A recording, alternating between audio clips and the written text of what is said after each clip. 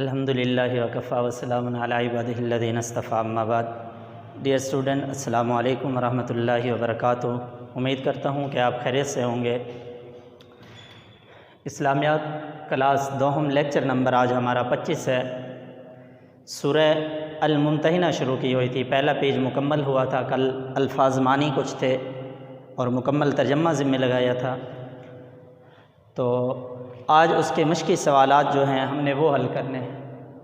تو اس کے مشقی سوالات میں پہلا سوال ہے، قرآن کی ان آیات کی روشنی میں اہل ایمان کا اسلام دشمن کافروں کے ساتھ کیا رویہ ہونا چاہیے؟ کیا قرآن کی ان آیات کی روشنی میں اہل ایمان کا اسلام دشمن کافروں کے ساتھ کیا رویہ ہونا چاہیے؟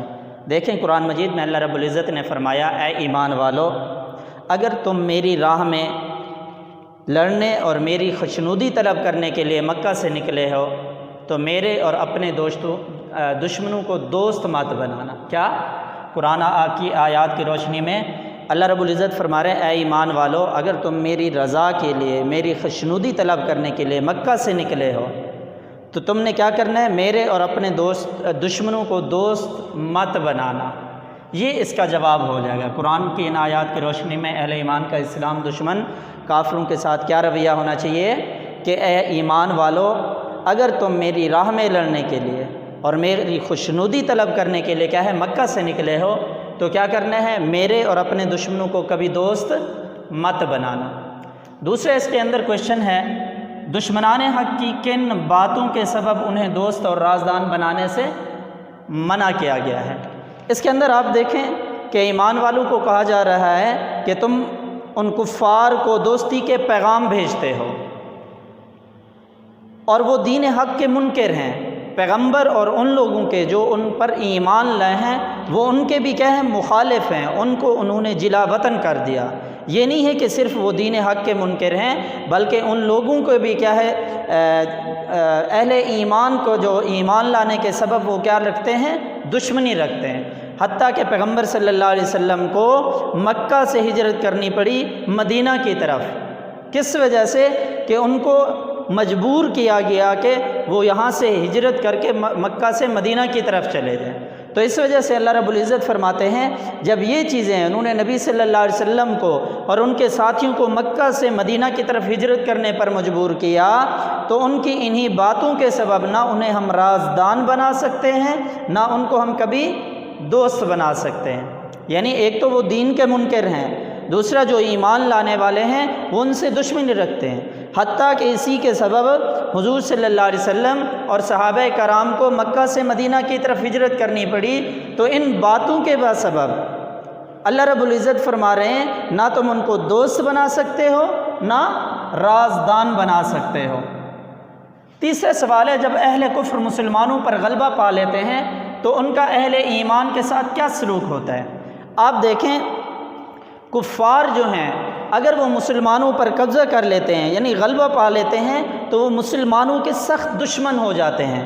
وہ مسلمانوں پر اپنے ہاتھ بھی چلائیں گے، اپنی زبانیں بھی چلائیں گے، حتی الامکان کوشش کریں گے کہ کس طرح یہ اسلام سے پھر جائیں، کفر کی طرف آ جائیں۔ کیا ہے؟ اگر وہ کافر مسلمانوں پر غلبہ پا لیں تو وہ حتی الامکان یہ کوشش کرتے ہیں کہ یہ مسلمان جو ہیں کس طرح کیا ہے ان پر وہ اپنی ہاتھ بھی چلائیں گے، زبانیں بھی چلائیں گے، حتی الامکان جتنی کوشش ہو سکے گی ان کو سزا دیں گے اور کوشش کریں گے کس طرح یہ کفر کی طرف پھر آئیں۔ یعنی جب اہل کفر مسلمانوں پر غلبہ پا لیتے ہیں تو ان کا اہل ایمان کے ساتھ کیا سلوک ہوتا ہے؟ ان کا سلوک یہ ہوتا ہے وہ مسلمانوں پر ہاتھ بھی چلاتے ہیں، مسلمانوں کو اوپر زبانیں بھی چلاتے ہیں، زبانیں بھی کستے ہیں، کوشش کرتے ہیں کہ وہ کس طرح مسلمانوں کو اسلام سے کفر کی طرف کیا کریں؟ پھیر دیں۔ آگے اللہ نے مومنوں کو حضرت ابراہیم علیہ السلام کے کس اسوہ حسنہ کی پیروی کا حکم دیا؟ آپ دیکھیں، حضرت ابراہیم اللہ رب العزت کے جلیل القدر پیغمبر تھے۔ قرآن مجید نے دین اسلام کو در حقیقت دین ابراہیم کہا ہے، یعنی کہ اسوہ ابراہیم کی پیروی کا اللہ نے ہمیں حکم دیا۔ اللہ تعالیٰ نے مسلمانوں کو مشرکین مکہ سے دوستی نہ کرنے کی تاکید فرمائی، اس کے سامنے بطور مثال کے، بطور نمونے کے حضرت ابراہیم علیہ الصلاۃ والسلام کا اسوہ حسنہ پیش کیا کہ انہوں نے رشتہ داروں سے اور اپنے افراد سے، گھرانے کے افرادوں سے رشتہ تعلق توڑ دیا۔ ابراہیم علیہ السلام نے کیا کہا کہ میں تم سے اور تمہارے ان بتوں سے جن کی تم عبادت کرتے ہو بالکل بیزار ہوں، بالکل میں ان سے بیزار ہوں۔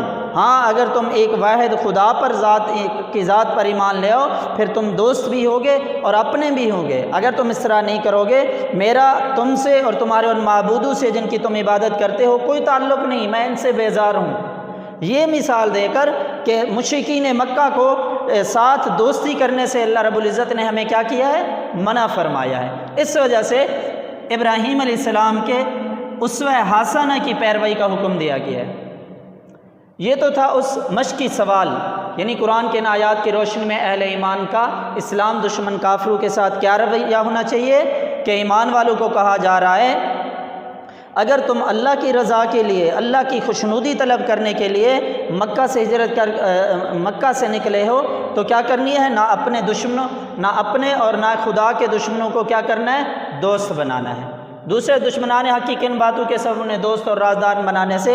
ایک تو وہ دین حق کے منکر ہیں، دوسرا پیغمبر ان کے ایمان لانے والوں کو وہاں سے جلا وطن کیا۔ انہی باتوں کے سبب نہ ہم ان کو دوست بنائیں گے نہ رازدان بنائیں گے۔ جب اہل کفر مسلمانوں پر غلبہ پا لیتے ہیں تو وہ مسلمانوں پر اپنے ہاتھ بھی چلاتے ہیں تکلیفیں دینے کے لیے اور زبانیں بھی کستے ہیں کہ کس طرح وہ کفر کی طرف آ جائیں۔ آگے ابراہیم علیہ السلام کے اسوہ حسنہ کی مثال جو دی ہے وہ دیکھ لینی ہے۔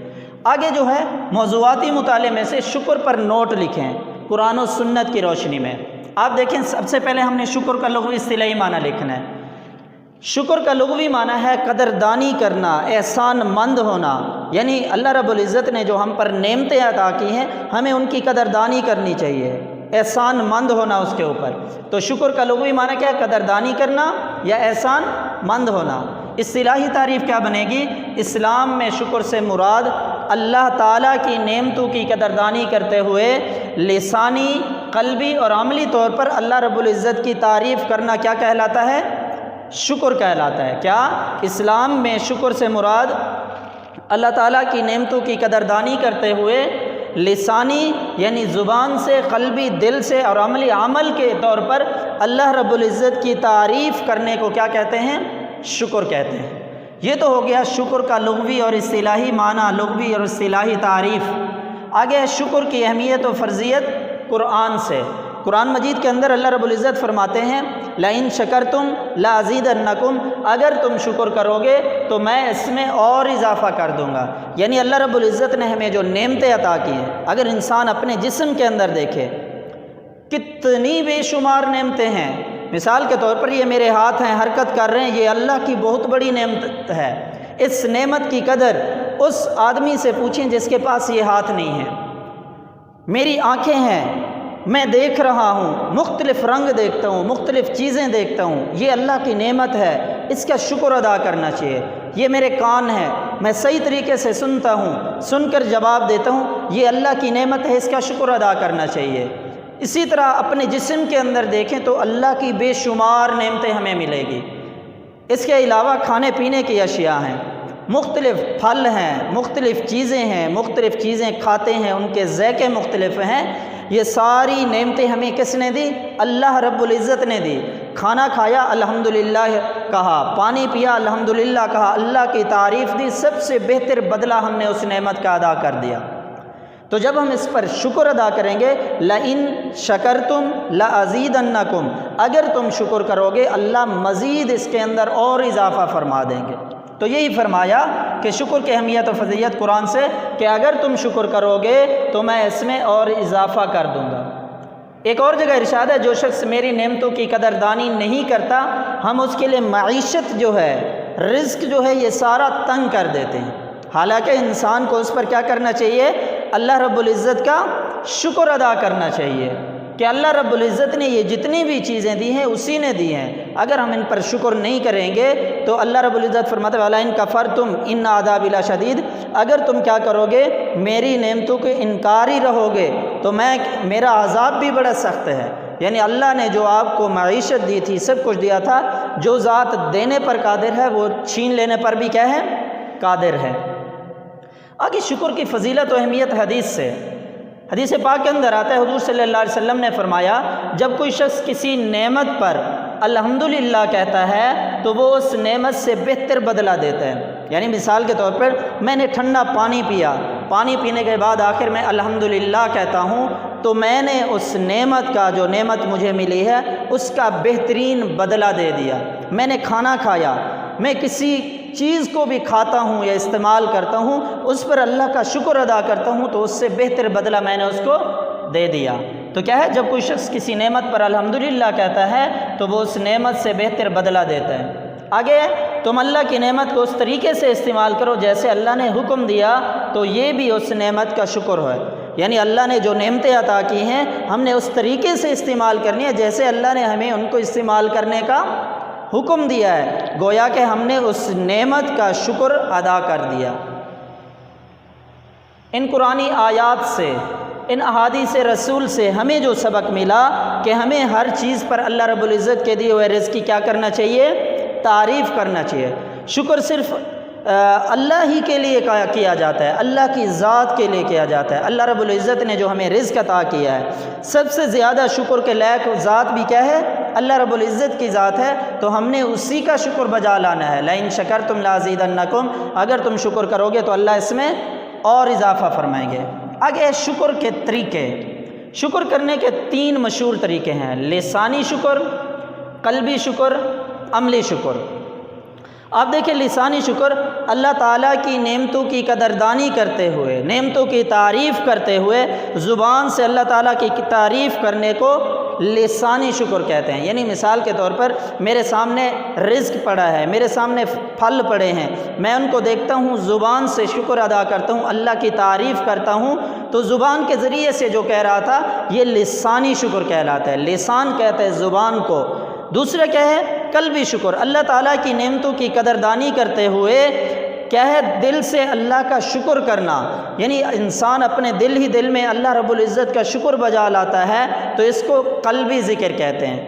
تیسری کہ عملی شکر، اللہ کی نعمتوں کی قدردانی کرتے ہوئے اس کا صحیح استعمال کرنا اور غلط استعمال سے بچنا، اسے عملی شکر کہلاتے ہیں۔ تو یہ کیا ہے، شکر کرنے کے 3 طریقے، لسانی شکر زبان سے شکر کرنا، اللہ کی تعریف کرنا، قلبی شکر دل سے اللہ رب العزت کی تعریف کرنا، عملی شکر عمل کر کے، یعنی جس طریقے کے مطابق اللہ نے اس نعمت کو استعمال کرنے کا کہا اسی کے مطابق ہم نے کیا کرنا ہے، اس کو استعمال کرنا ہے۔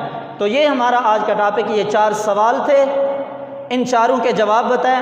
آگے کل اس سے پہلے جو ہم نے پڑھا تھا صبر کا لغوی اصطلاحی معنی، اور آج کے ٹاپک کے اندر شکر کا لغوی اصطلاحی معنی تھا۔ شکر کے متعلق قرآن و سنت سے بتایا، 2 آیتیں قرآن مجید کی بتائی ہیں، 2 حدیثیں بتائی ہیں، آگے شکر کرنے کے طریقے بتائے ہیں۔ یہ مکمل لانگ سوال ہے، آپ نے اس کو اپنے پاس نوٹ کر لینا ہے صحیح طریقے سے۔ اللہ رب العزت ہمیں بھی جو اللہ نے ہمیں نعمتیں عطا کی ہیں ان نعمتوں کی قدردانی کرنے کی توفیق عطا فرمائے۔ یہ بھی سب سے بڑی بات ہے، جب ہم رات کو سوتے ہیں، سونے کے بعد جب ہم اٹھتے ہیں تو اللہ کی تعریف کریں، الحمدللہ الذی احیانا بعد ما اماتنا والیہ النشور، کہ اللہ نے ایک کیا ہے، سونے کے بعد دوبارہ ہمیں زندہ ہونے کی توفیق عطا فرمائی۔ اس کے بعد ہم نماز پڑھتے ہیں، نماز کے ذریعے بھی اللہ کا شکر۔ سب سے بڑی چیز کیا ہے، شکر کا طریقہ نماز ہے۔ نماز کے اندر قلبی ذکر بھی آ جاتا ہے، لسانی بھی آ جاتا ہے، عملی بھی آ جاتا ہے، تینوں طریقے اس کے اندر ذکر کے آ جاتے ہیں۔ تو اس وجہ سے ہمیں اللہ نے جو نعمتیں عطا کی ہیں ان کی شکر کیا کرنا ہے، قدردانی کرنا ہے، ان کی تعریف کرنا ہے۔ کوئی پانی پیا تو پھر الحمدللہ کہنا ہے، کوئی کھانا کھایا تو اس پر بھی کیا کرنی ہے، اللہ کی تعریف کرنی ہے۔ تو ہم نے گویا کہ سب سے بہترین بدلہ اس کا عطا کر دیا۔ اللہ تعالی ہمیں اس پر عمل کرنے کی توفیق عطا فرمائے۔ السلام علیکم ورحمۃ اللہ وبرکاتہ۔